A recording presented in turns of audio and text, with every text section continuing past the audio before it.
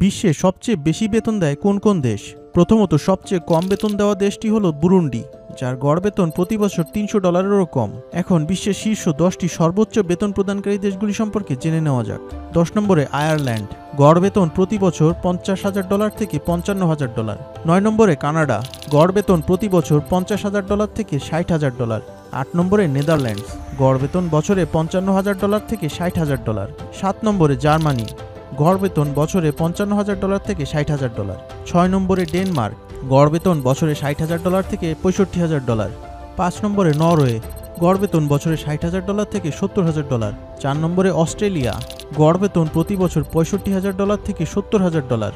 3 নম্বরে লুক্সেমবার্গ, গড় বেতন বছরে $65,000 থেকে $75,000।